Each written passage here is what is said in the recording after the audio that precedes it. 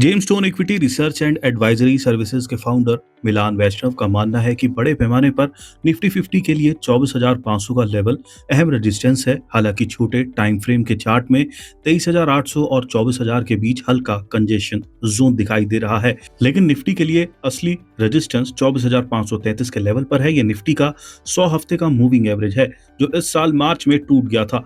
उनका मानना है कि जब तक निफ्टी इस लेवल के नीचे रहेगा, तब तक ये टूटा हुआ सपोर्ट अब मजबूत रेजिस्टेंस की तरह काम करेगा। इंडिविजुअल स्टॉक्स की बात करें तो उन्होंने जून महीने में निवेश के लिए 2 स्टॉक्स चुने हैं, तो स्विगी के बॉटम आउट होने का जिक्र किया और साथ ही 4 स्टॉक्स में जोरदार तेजी के बाद स्ट्रेटजी भी सुझाई। मिलान वैष्णव के मुताबिक आदित्य बिरला कैपिटल और भारत फोर्ज में जून महीने में अच्छा रिटर्न हासिल किया जा सकता है।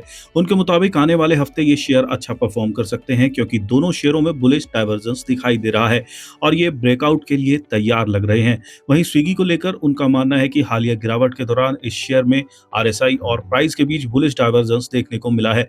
ऐसे में तकनीकी संकेतों के आधार पर इस शेयर ने बॉटम बना लिया है, लेकिन अभी कंफर्मेशन का इंतजार करना चाहिए। मिलान वैष्णव के मुताबिक 270 से 275 के ऊपर जाने पर इसमें तेजी का मोमेंटम बढ़ सकता है। मिलान वैष्णव के मुताबिक बुधवार को कमिंस इंडिया में 11% और एक्साइड इंडस्ट्रीज में 8% की तेजी के बाद इनमें आक्रामक खरीदारी करना उचित नहीं होगा, क्योंकि आक्रामक तेजी के बाद रिस्क रिवॉर्ड रेशियो फीका हो जाता है।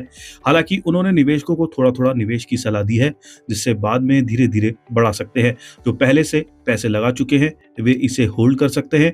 सीजी पावर इंडस्ट्रियल सॉल्यूशंस और एबीबी इंडिया में हालिया 6% की तेजी के बाद इनमें और तेजी की गुंजाइश दिख रही है। उनका मानना है कि मीडियम से लॉन्ग टर्म में दोनों स्टॉक्स अच्छा रिटर्न दे सकते हैं, क्योंकि इनका ट्रेंड मजबूत बना हुआ है। हालांकि उन्होंने ये भी कहा कि तेज उछाल के बाद शॉर्ट टर्म में इनका पीछा करना समझदारी नहीं होगी, लेकिन जो पहले ही निवेश कर चुके हैं वे अपनी होल्डिंग बनाए रख सकते हैं।